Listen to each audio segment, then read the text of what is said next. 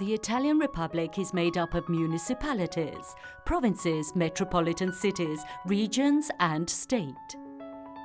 Piedmont is one of the vastest regions of Italy, with a territory of more than 25,000 square kilometres, consisting mostly of mountainous areas, hills and plains.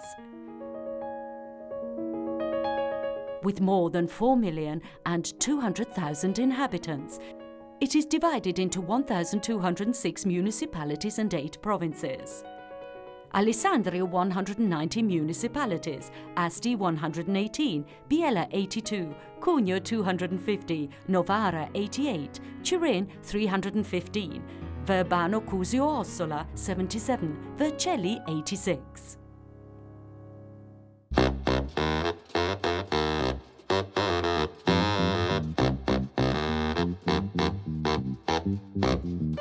Regione Piemonte, the Piedmont region, was set up in 1970. On the 23rd of July, the first regional government was elected by the council, and on the 10th of November, the charter was approved in the historic hall of Palazzo Madama, the ancient seat of the subalpine parliament.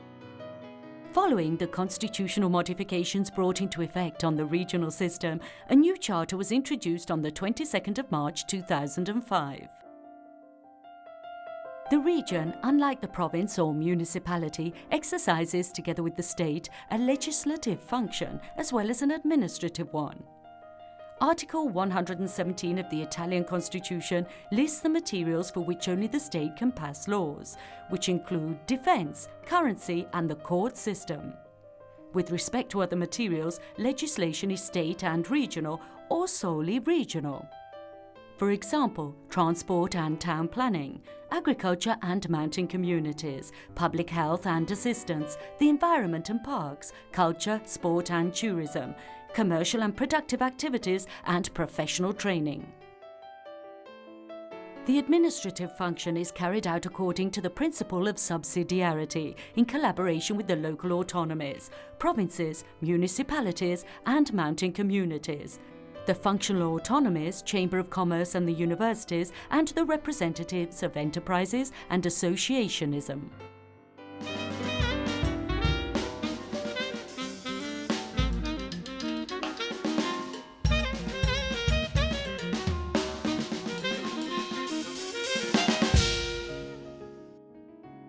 The region is made up of the regional government and the regional council. The regional government has its seat in Piazza Castello in Turin. It is the executive body of the region and consists of the president and not more than 14 councillors, one of whom assumes the role of vice president.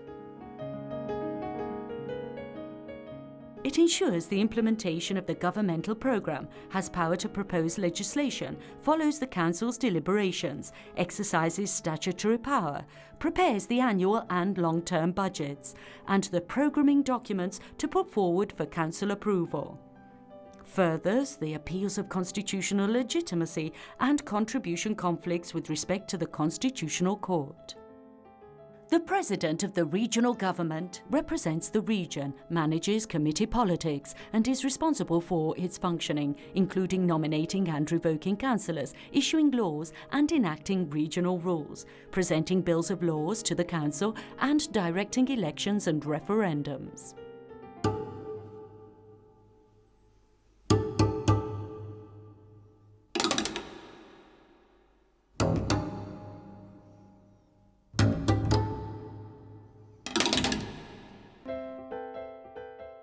The Regional Council has its seat at Palazzo Lascaris in Via Alfieri 15, Turin. It is the assembly that directly represents Piedmont citizens. Elected by the people, the council is the body that elaborates, discusses and approves regional laws and exercises the function of address and of control of the regional government's activities. 60 councillors make up the Council for Piedmont, assembled in council groups according to the political party they belong to. Bodies of the Regional Council are the President, the President's Office, council groups and commission groups. The President represents the Regional Council, summoning it, presiding over it, and managing its activities. The President's office is made up of the President, 2 Vice Presidents, and 3 Councillor Secretaries to ensure that minority parties are represented. It holds office for 30 months and its components are re-eligible. Each council group elects their own internal president who organises their activities. Structures, personnel and resources for their various functions are guaranteed by the regional council.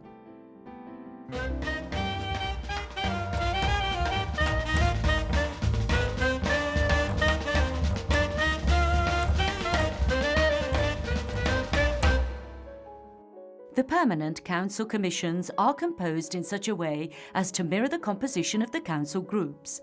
They examine any proposed bills beforehand and the deliberations of the council's competency.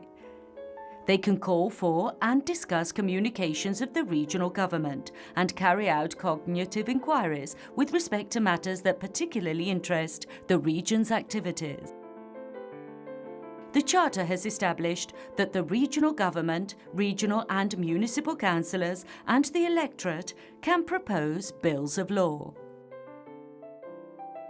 Within 15 days of the approval of the Regional Council, the bill is promulgated by the President of the regional government.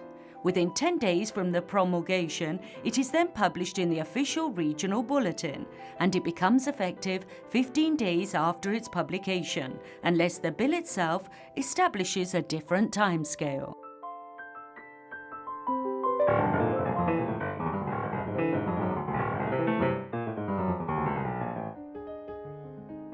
The Regional Assembly, initially based in Palazzo Cisterna, was officially transferred to Palazzo Lascaris in 1979.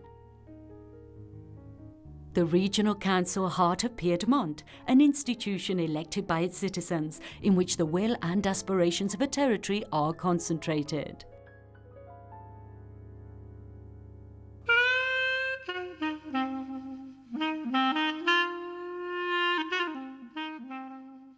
A land with an ancient history, a passage from and towards Europe. An alpine civilization that has opened itself up to that of the plains, a place to live and to dream.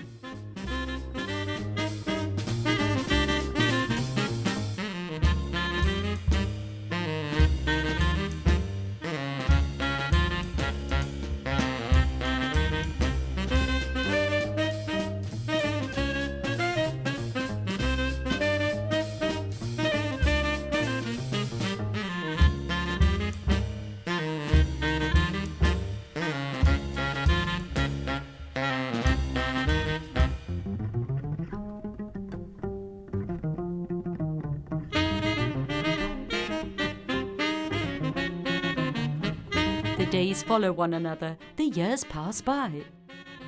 For Piedmont, tomorrow is another working day.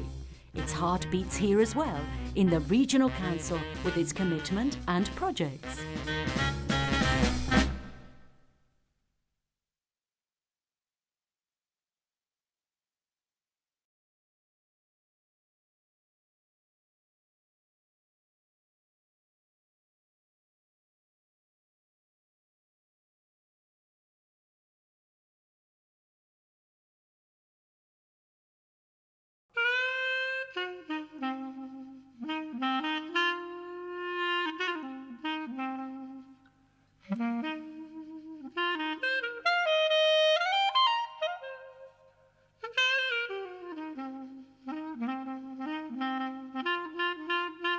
Il Consiglio regionale è l'assemblea che rappresenta direttamente i cittadini del Piemonte.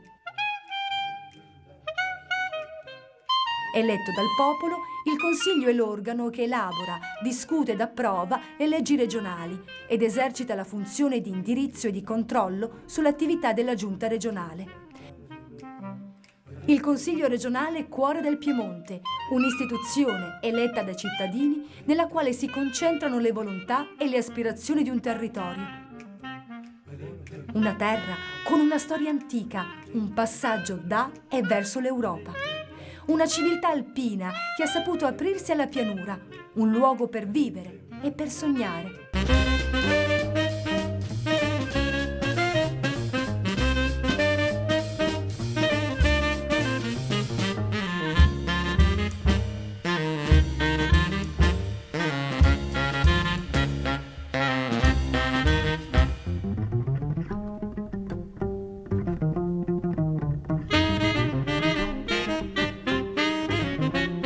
Le giornate si susseguono, gli anni passano. Per il Piemonte domani è un altro giorno di lavoro. Il suo cuore batte anche qui, nel Consiglio regionale, nel suo impegno e nei suoi progetti.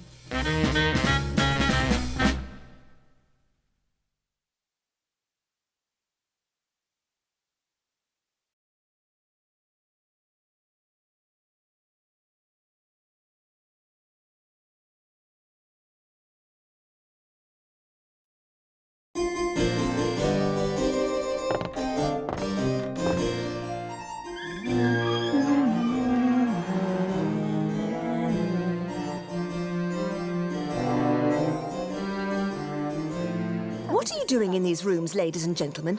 More visitors. There is never a moment of peace in my home. Ah, yes, this is my home. Or better, it was my home.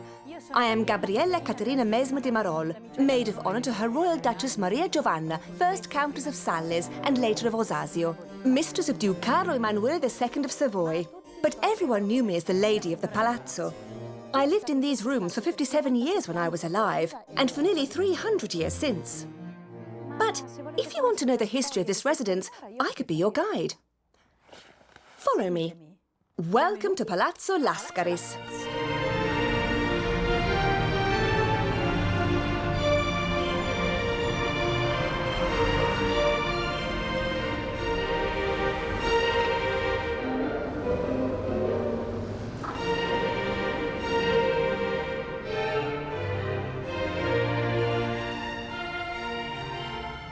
Welcome to my humble home. To tell the truth, the building was built by the Counts Bejame di Sant'Albano, who owned this piece of land called the Santa Francesca neighbourhood. At that time, as a capital city, Turin was expanding. These were the outskirts of the city, near the citadel. Time has passed, but this atrium is the same. The same wooden flooring, the same columns, the same statues. I had them put in. Certainly in my day there were carriages. Today strange noisy vehicles come in. But the atmosphere under these vaults is more or less the same. The courtyard has changed. In my day there was a French-style garden all the way to the fortress. These two wings of the building were added later, and these cobblestones were put in the early 1900s. But let's do things in proper order. Follow me upstairs.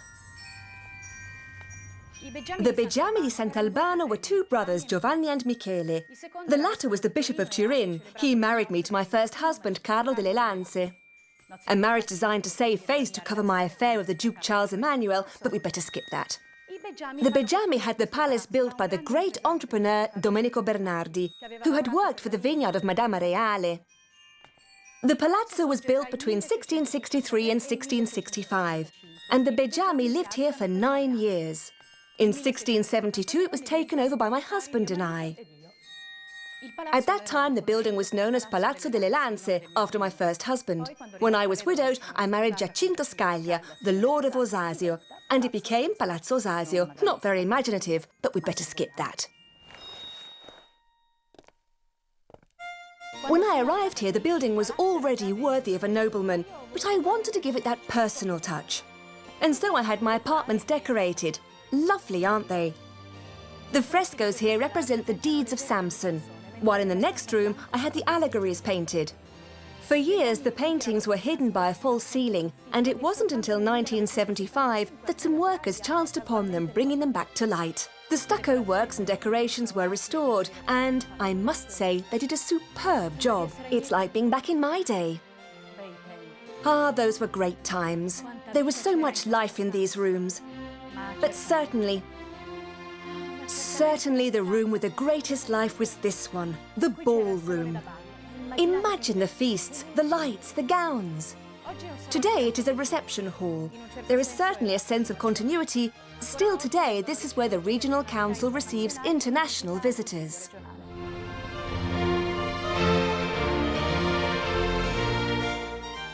And after the party, some rest. From this belvedere, it was a thrill to watch the sunset, hear the carriages passing, enjoy the quiet of the palazzo. Although there weren't many calm moments. Indeed, the palazzo was damaged several times, and not just during the Second World War. Just think, on August the 20th, 1698, just before dawn, we were woken by a powerful explosion.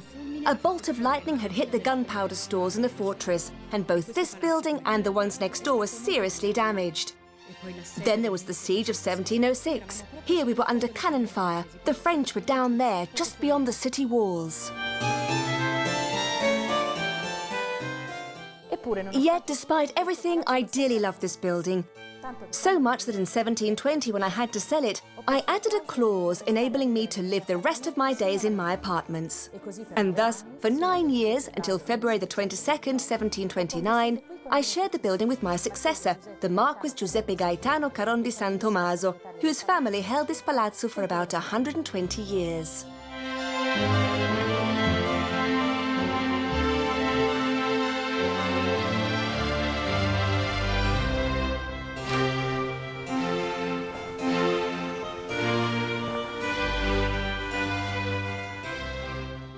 You see the stalk over there?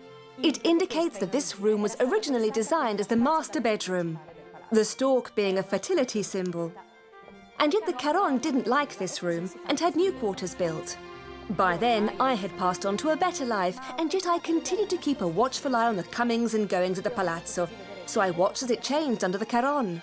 The right wing with the bedrooms and new stables was added, designed by Bernardo Vittone. A new store was built for the gardening tools.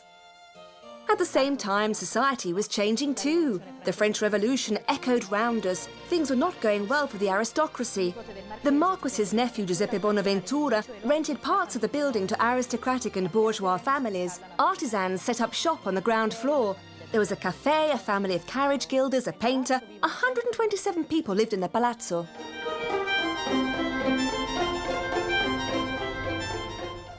The last descendant of the Caron family was Cristina Giuseppina. In 1803, at the age of 17, she married Count Agostino Lascaris, and voila, the palazzo took on its current name. Indeed, it is quite a paradox that its name comes from the owner who lived here the least. Giuseppina Caron and Agostino Lascaris did not get along well. One lived here in Piedmont, the other in Tuscany, for health reasons they say, but we'd better skip that. This situation did, however, affect the history of the palazzo. In 1835, taking advantage of his wife's absence, Agostino Lascaris hosted here the Chamber of Commerce and Agriculture, the first of a long succession of designations, as this building was used for public offices and institutions.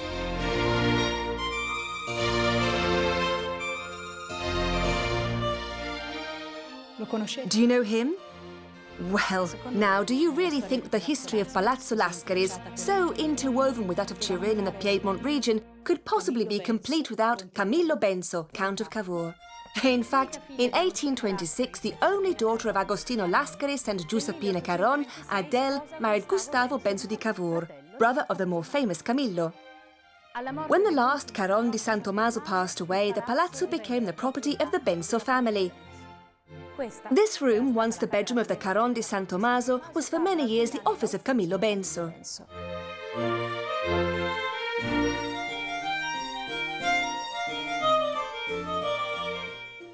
Whereas this is where he held his more confidential meetings. Politicians, businessmen, and it seems even some more informal meetings.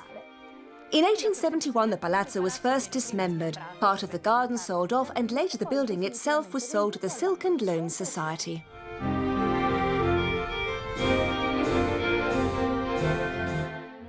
From aristocratic home to office building, the palazzo continued changing. The interiors have been adapted to new uses. On the outside, 2 loggias and the portico around the courtyard were added. The courtyard itself was closed in by a wall. Among other things, on July the 11th, 1899, the first meeting of the Board of Directors of Fiat was held in Palazzo Lascaris. Indeed, that seems to be the cause of that invasion of noisy carriages I mentioned before.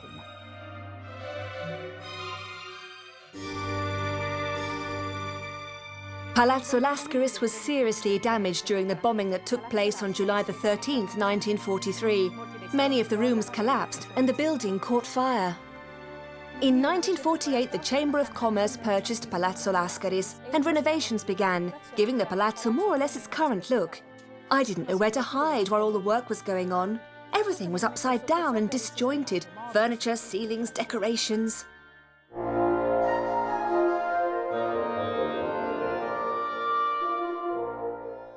And so we come to current history. In 1975, the Regional Council of Piedmont purchased Palazzo Lascaris as its headquarters. Under the courtyard, they built the council hall, the palazzo's new beating heart. This is where the Regional Council meets. No longer are we in the age of feasts and balls. Today, Palazzo Lascaris is the place where the regional laws governing life here in Piedmont are written. And so we have reached the end of our tour of Palazzo Lascaris. History continues to pass through these walls. Once they were kings, dukes and noblemen. Today they are presidents, councilmen and citizens. And tomorrow? Who knows? But they will always find me here to accompany them. Well, I must leave you now, but let me once again say, welcome to Palazzo Lascaris.